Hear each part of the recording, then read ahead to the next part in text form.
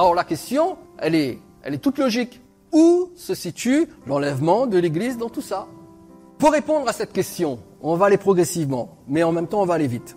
Pour répondre à la question où se situe l'enlèvement de l'Église dans le calendrier prophétique de Dieu, les théologiens ont créé des écoles d'interprétation des textes prophétiques en rapport avec la fin des temps. Ça s'appelle l'eschatologie. L'eschatologie, c'est l'étude de la fin des temps. Comme la théologie, c'est l'étude de Dieu, la sotériologie, c'est l'étude du salut, etc., etc. Donc, les théologiens ont créé des écoles d'interprétation autour de deux expressions clés, le millénium et la grande tribulation. Tout d'abord, par rapport au millénium qu'on appelle également le millénarisme. Je vous donne le mot millénarisme pour que vous compreniez ce qui va apparaître à l'écran. Le millénium, qu'est-ce que c'est? Je vous le rappelle. Le millénium, c'est la croyance que Christ va venir régner physiquement sur la terre pendant 1000 ans. Par rapport au millénium, il y a 3 écoles d'interprétation. Tout d'abord, il y a ce qu'on appelle le prémillénarisme. Le prémillénarisme conçoit le retour de Jésus-Christ avant le millénium. Parce que pré-millénium, avant millénium. D'accord?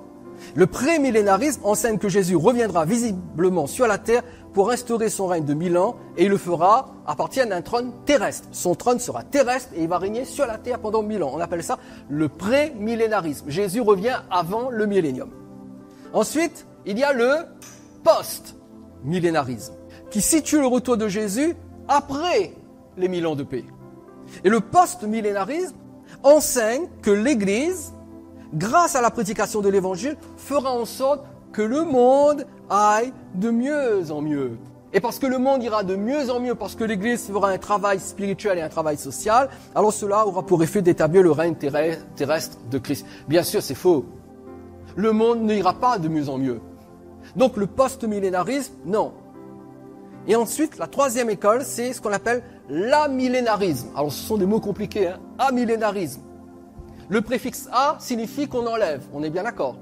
L'amillénarisme qui refuse la pensée d'un règne de Jésus-Christ sur la terre. Pour eux, il n'y aura tout simplement pas de millénaire. Et dans l'amillénarisme, on spiritualise les prophéties bibliques avec les temps de la fin et on déclare qu'il ne faut pas prendre le terme de 1000 ans de paix ou de millénium dans un sens littéral, c'est juste un langage imagé. C'est juste pour dire que ça ira, quoi. Les choses vont s'arranger, mais il n'y a pas 1000 ans de paix. Et chose incroyable, et je tiens à le dire quand même, parce que ça peut nous donner une idée des croyants qui seront enlevés et des croyants qui ne seront pas enlevés. Savez-vous que l'amillénarisme, donc la croyance qu'il n'y a pas de millénium, c'est la position des grandes confessions historiques comme l'Église catholique, l'Église orthodoxe, l'Église anglicane, l'Église réformée et l'Église luthérienne. Ce qui explique pourquoi dans ces confessions historiques, parce que les responsables, les prêtres et les pasteurs n'enseignent pas l'enlèvement de l'Église, n'enseignent pas le retour de Jésus, parce qu'ils n'y croient pas réellement. Ce qui explique que dans ces confessions historiques, beaucoup de croyants ne seront pas enlevés. Et beaucoup de prêtres et de pasteurs ne seront pas enlevés parce qu'ils n'auront pas cru dans ces choses. Mais nous allons y revenir. Je vous expliquerai plus tard pourquoi c'est important d'y croire. Si on n'y croit pas, on joue notre éternité en n'y croyant pas. Mais à partir de ces 3 écoles de pensée, se sont développés 3 autres systèmes d'interprétation qui sont directement reliés à l'enlèvement de l'Église. Et c'est ce qui va nous intéresser plus particulièrement ce soir. Par rapport à la grande tribulation, là nous venons de voir par rapport au millénium. Ceux qui disent que le Christ revient avant, ceux qui disent que le Christ revient après le millénium, et ceux qui disent qu'il n'y a pas de millénium du tout. Et à partir de là, il y a 3 écoles d'interprétation, mais uniquement en rapport avec la grande tribulation qui sont reliées à l'enlèvement de l'Église. Il y a tout d'abord ce qu'on appelle le pré-tribulationnisme. Alors n'oublie pas, pré ça veut dire avant. Le pré-tribulationnisme enseigne que l'Église sera enlevée avant la grande tribulation. Une deuxième école d'interprétation, c'est le mi-tribulationnisme, qui enseigne que l'Église sera enlevée au milieu de la grande tribulation, c'est-à-dire au bout de 3 ans et demi seulement, après l'arrivée de l'Antichrist et l'instauration de son règne. Donc c'est au milieu du règne de l'Antichrist, que l'Église va être enlevée, mais les 3 premières années et demie, l'Église sera là et l'Église va goûter. C'est ce qu'on appelle le mi-tribulationnisme. Et enfin, il y a la 6e école, le post-tribulationnisme, comme son nom l'indique, enseigne que l'Église ne sera enlevée qu'à l'issue de la grande tribulation. Ce qui veut dire que pas beaucoup de gens seront enlevés en fait. Parce qu'on va tellement goûter par la grande tribulation que normalement pas beaucoup de gens vont être enlevés. Eh bien, dans ces 6 systèmes d'interprétation prophétique, je comprends que c'est un peu technique, mais en même temps c'est important de le comprendre. Il y a seuls 2 de ces systèmes qui demeurent fidèles à l'enseignement de Jésus et des apôtres contenus dans le Nouveau Testament. C'est le prémillénarisme et le pré-tribulationnisme. À savoir, Jésus reviendra avant le millénium et l'Église sera enlevée avant la tribulation. L'Église ne sera pas enlevée au milieu de la tribulation, et vous allez le voir dans un moment. L'Église sera enlevée avant la tribulation, c'est-à-dire avant le règne littéral de 1000 ans de Jésus sur terre, l'Église sera enlevée avant qu'apparaisse l'Antichrist et que commence la grande tribulation. Parce que je le répète, comme je l'ai dit, nous n'attendons pas l'Antichrist, nous attendons le Christ. Et l'Antichrist ne va pas venir avant le Christ. Le Christ va venir avant. Et parce que le Christ va venir avant et qu'il va enlever ce qui retient l'apparition de l'Antichrist. Nous l'avons lu tout à l'heure, vous vous souvenez? Et ce qui retient l'apparition de l'Antichrist, c'est l'Église. Et parce que l'Église va être enlevée, alors l'Antichrist sera relâché. Mais l'Église est enlevée avant la grande tribulation. Pour revenir à la question, je vais terminer. Où se situe l'enlèvement de l'Église sur le calendrier prophétique de Dieu? Eh bien, dans l'Apocalypse, l'enlèvement de l'Église se trouve avant le chapitre 20, c'est-à-dire avant le millénium, et avant le chapitre 6, c'est-à-dire là où commence le règne de l'Antichrist. Parce que, rappelez-vous, c'est du chapitre 6 au chapitre 18 que l'Antichrist apparaît et que les jugements de Dieu aussi apparaissent. Et l'Église est enlevée avant le chapitre 20 et avant le chapitre 6. Cela ne nous laisse que les 5 premiers chapitres. Donc on a éliminé tous les autres là. Du chapitre 6 au chapitre 22, on met de côté. L'Église sera enlevée dans un des 5 premiers chapitres de l'Apocalypse. Vous voulez savoir lequel? Il y a un indice indéniable pour nous prouver que Jésus vient chercher l'Église avant, bien sûr avant le millénium, ça c'est clair, mais avant la grande tribulation. C'est clair, il y a un indice incroyable de l'enlèvement de l'Église avant la grande tribulation. Regardez bien ce qui est écrit ici. Apocalypse 1, 19. Le Seigneur parle à l'apôtre Jean et lui dit « Écris donc les choses que tu as vues, et celles qui sont, et celles qui doivent arriver après elles. » Ici, l'apôtre Jean reçoit l'ordre de mettre par écrit certaines choses. Il dit « Écris les choses ». Certaines choses, il doit les mettre par écrit, et lorsqu'il va les mettre par écrit, eh bien, ce qu'il va écrire va constituer en même temps la division de l'Apocalypse. Parce que voyez-vous, l'Apocalypse est divisé en 3 grandes sections. Quelles sections? C'est écrit noir sur blanc. Les choses que tu as vues, celles qui sont, et celles qui doivent arriver après elles. Ce sont les 3 grandes sections de l'Apocalypse. À quoi correspondent les choses que tu as vues? Le Seigneur dit à Jean, écris les choses que tu as vues. Quand vous prenez le premier chapitre de l'Apocalypse, qu'est-ce que Jean voit? Eh bien, il voit les églises, mais surtout avant de voir les églises, il voit Jésus au milieu des 7 églises représentées par les 7 chandeliers. Eh bien, les choses que tu as vues correspondent à la vision de Jésus au milieu des 7 chandeliers, lesquels 7 chandeliers représentent les églises de tous les temps. Ça, c'est dans le chapitre 1. Ensuite, Jean doit écrire celles qui sont, pas seulement celles qu'il a vues, Jésus et les 7 chandeliers, mais celles qui sont. Et celles qui sont correspondent à la description que Jésus donne des 7 églises dans le chapitre 2 et le chapitre 3. Ce sont les fameuses 7 lettres de l'Apocalypse. Et cela correspond à l'état réel des 7 églises qui étaient à cette époque en Asie mineure, Éphèse, Smyrne, Pergame, Thyatire, Sardes, Philadelphie et Laodicée. Mais ces 7 églises sont représentatives de l'ensemble de l'église de tous les temps. En d'autres termes, aujourd'hui, l'état de l'Église en général, nous le retrouvons quand nous lisons les 7 lettres de l'Apocalypse. Donc, les choses que tu as vues, c'est Jésus au milieu de l'Église. Les choses qui sont, c'est l'état de l'Église. Comment est l'Église? Et voyez-vous, le Seigneur ne cache pas l'état de l'Église. Vous voulez connaître comment est l'Église en ce moment? Lisez les 7 lettres de Apocalypse 2 et 3. Ça décrit l'état de l'Église d'une manière générale. Et enfin, celles qui doivent arriver après elles. Après elles quoi? Eh bien, après celles que tu as vues et celles qui sont.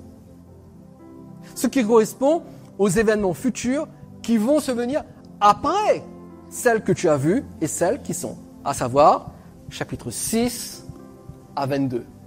Chapitre 1, les choses que tu as vues. Jésus-Christ ressuscité au milieu des églises. Chapitre 2 et 3, l'état des églises de tous les temps.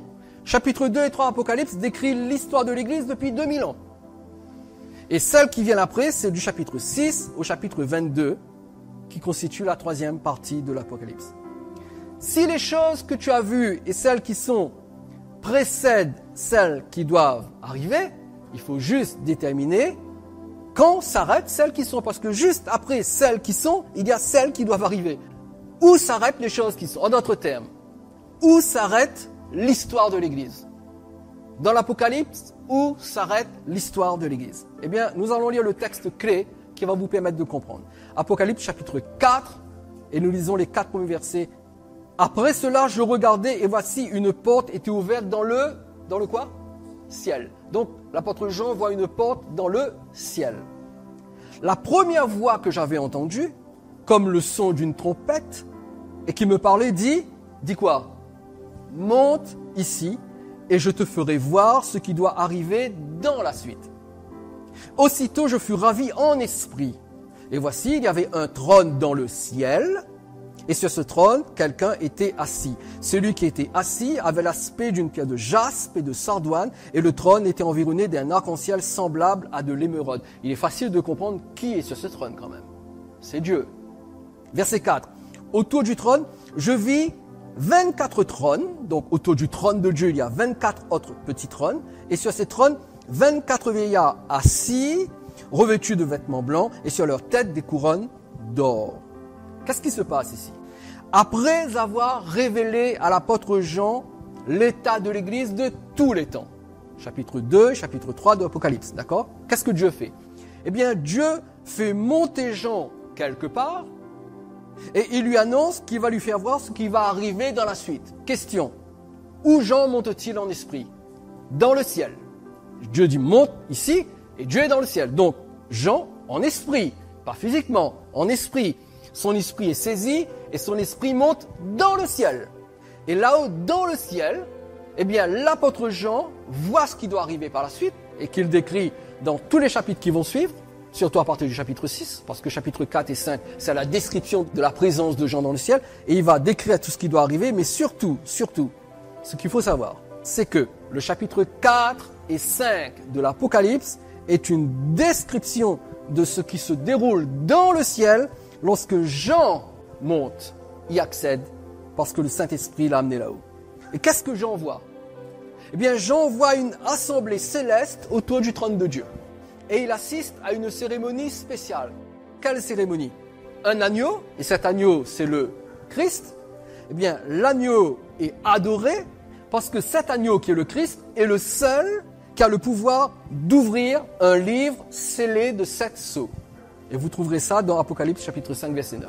Donc, l'apôtre Jean assiste à une scène incroyable. Il y a une assemblée céleste et il y a une cérémonie particulière. Ils sont tous en train d'adorer le Christ parce que le Christ, lui seul, a le pouvoir d'ouvrir un livre scellé, fermé. Maintenant, de quoi est composée cette assemblée céleste? Autour du trône, je vis 24 trônes, et sur ces trônes, 24 vieillards assis, revêtus de vêtements blancs, et sur leur tête des couronnes d'or. Voilà l'assemblée céleste. Qui sont ces gens? C'est qui ces vieillards? C'est le club du troisième âge du ciel? Qui sont-ils? C'est l'Église. 5 indices qui nous permettent d'identifier ces 24 vieillards à l'Église. Je vous les donne rapidement et on termine. Premièrement, ils sont au nombre de combien? 24. Vous savez que dans la Bible, les nombres ont une signification. Il y a ce qu'on appelle une numérologie biblique. Les nombres ont une signification. Exemple, le nombre 3, c'est le nombre de la totalité. Quand la Bible dit qu'il y a Dieu le Père, Dieu le Fils, Dieu le Saint-Esprit, le mot Trinité, ça veut dire que la totalité de Dieu est Père, Fils et Saint-Esprit. 7, c'est le nombre de la perfection. 12, c'est quoi 12? C'est le nombre de l'élection. 12 tribus, 12 apôtres, c'est le nombre de l'élection. Bref, on ne va pas faire la numérologie biblique ce soir. Le nombre 24, c'est le nombre de la représentation. Quand vous trouvez le nombre 24 dans la Bible, ça veut dire que ceux qui sont au nombre de 24 représentent quelque chose. 24 vieillards, ils sont représentatifs de quoi? Ils représentent l'Église. Deuxième indice, ce sont des vieillards. Le mot vieillard vient du grec presbyteros. P-R-E-S-B-U-T-E-R-O-S. Presbyteros, c'est le mot qui sert à désigner le conseil des anciens dans une église locale. Troisième indice, ils sont assis sur des trônes, ce qui correspond à ce que Paul dit de l'église. Éphésiens chapitre 2 verset 6, nous sommes ressuscités, nous sommes assis en Christ dans les lieux célestes. Quatrième indice, ils sont revêtus de vêtements blancs. Que représentent les vêtements blancs dans la Bible? Eh bien, ça représente la justice. Donc, cela veut dire que ces gens ont reçu la justice de Christ au moment de leur salut et justice qu'ils doivent également mettre en pratique. Et enfin, cinquième indice, ils ont des couronnes d'or sur la tête. Et les couronnes d'or symbolisent les récompenses de ceux qui ont vaincu le monde et le péché par la persévérance. Donc, 5 indices qui prouvent que ces 24 vieillards représentent l'Église. Alors, c'est simple. Jean voit Jésus dans le chapitre 1. Et Jésus est présent dans son Église, représenté par les 7 chandeliers. Dans le chapitre 2, le chapitre 3, Jean comprend quel est l'état de l'Église dans tous les temps. À partir du chapitre 4 et dans le chapitre 5, il est dans le ciel. Et là, dans le ciel, qu'est-ce qu'il voit? Il voit l'Église. Qu'est-ce que cela veut dire? L'Église, dans la vision qu'il voit, comprenez, l'Église a déjà été enlevée, l'Église a déjà été jugée et l'Église a déjà reçu ses récompenses. À partir du chapitre 6 de l'Apocalypse, il n'est plus question d'Église. Lisez Apocalypse chapitre 6 jusqu'au chapitre 22, vous ne trouverez plus jamais aucune allusion à l'Église. Pourtant, les événements du chapitre 6 au chapitre 18 se déroulent sur terre, mais il n'y a plus d'Église sur terre. Pourquoi? Parce que l'Église est déjà au ciel. En d'autres termes, au chapitre 6, il n'est plus question d'Église, parce que entre le chapitre 3 et le chapitre 4, l'Église a déjà été enlevée et que l'Église se trouve dans la maison du Père avec Jésus. Et si l'Église a été enlevée entre le chapitre 3 et le chapitre 4, cela veut dire que l'Église n'est plus sur terre lorsque démarre le chapitre 6 avec la grande tribulation, le règne de l'Antichrist et les jugements de Dieu. Ce qui me permet de lire ce dernier texte, et c'est le dernier, je lève la main droite, je le promets. 1 Thessaloniciens chapitre 1 verset 9. Et ce texte est la preuve certaine que l'Église est enlevée avant que l'Antichrist règne, avant que Dieu envoie ses jugements, avant qu'il y ait la grande tribulation. Il est dit, car on raconte à notre sujet quel accès nous avons eu auprès de vous et comment vous vous êtes convertis à Dieu en abandonnant les idoles pour servir le Dieu vivant et vrai et pour attendre des cieux son Fils qu'il a ressuscité des morts, Jésus, qui nous délivre de la colère à venir. Et nous avons ici une description de la véritable Église. Écoutez bien, la véritable Église est composée d'individus qui ont abandonné les idoles, les faux dieux. Avez-vous abandonné les idoles? Et je ne parle pas simplement de statues en plâtre. Je parle de tout ce qui prend la place de Dieu. Avez-vous abandonné vos idoles? Et avez-vous donné votre vie à Dieu? Est-ce que Dieu est votre Dieu totalement? Parce que vous pouvez très bien être assis dans cette église et avoir une idole dans votre vie, auquel cas vous ne faites pas partie de l'église, quand bien même vous êtes assis sur une chaise au milieu de libre accès. Premièrement, la véritable église a abandonné les idoles, les faux dieux. Est-ce que l'argent est votre Dieu? Est-ce que votre carrière est votre Dieu? Si c'est ainsi, vous ne faites pas partie de l'église. Quand bien même vous avez votre carte de membre et vous avez été baptisé par immersion. Deuxièmement, la véritable Église est composée de ceux qui se sont convertis à Dieu, de ceux qui se sont tournés vers Dieu et qui lui ont donné leur vie totalement.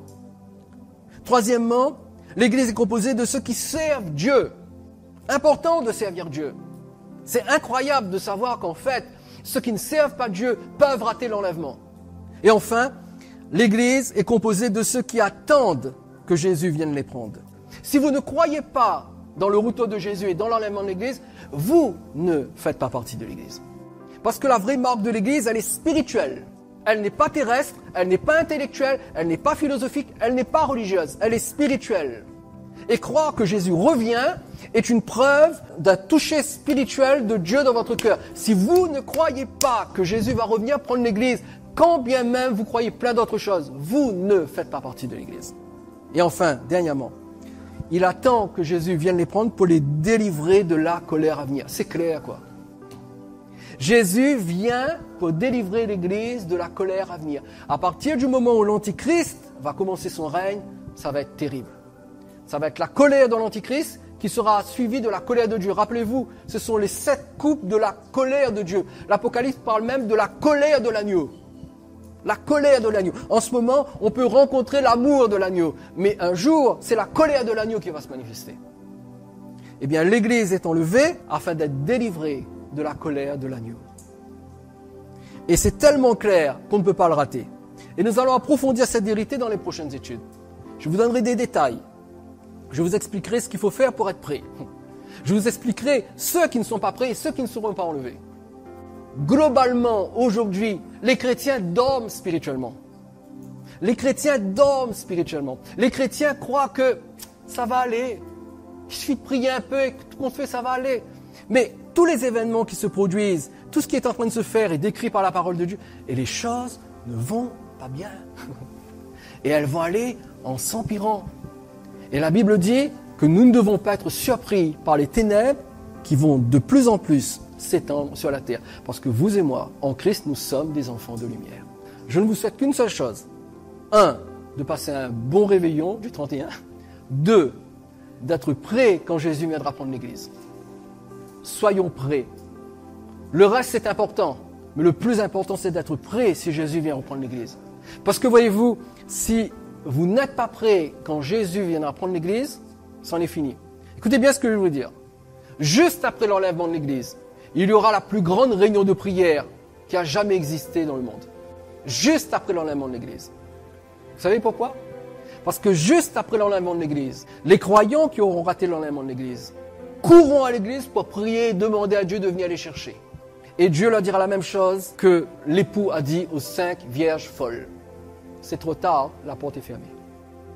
Imaginez l'état de quelqu'un qui vient à l'église en dilettante, qui vit selon la chair, qui ne se sanctifie pas, qui ne purifie pas sa vie, qui ne vit pas avec Dieu, qui se laisse aller, qui laisse un petit compromis, 2 petits compromis, 3 petits compromis, un 4e plus gros compromis.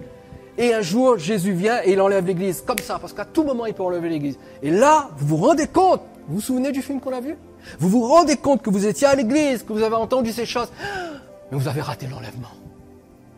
Trop tard. Parce que après l'enlèvement de l'église, je prends un petit peu d'avance, mais après l'enlèvement de l'église, Dieu ne va s'occuper que d'Israël. Il n'y a plus d'église sur terre. Il ne va s'occuper que d'Israël. Matthieu 24 ne parle que d'Israël. Les Juifs pourront être sauvés, mais ils seront sauvés au prix de leur vie. Ils deviendront martyrs. La première fois, ils ont refusé le salut et ils ont martyrisé Jésus. La deuxième fois, ils seront martyrisés et ils accepteront le salut. Et Paul dit, tout Israël sera sauvé. Mais vous et moi, nous ne sommes pas dans cette catégorie-là. Aujourd'hui, nous avons l'occasion de vivre une vie conforme à la parole de Dieu afin que nous soyons levés avec le Seigneur. C'est ce que je vous souhaite après avoir passé un bon réveillon.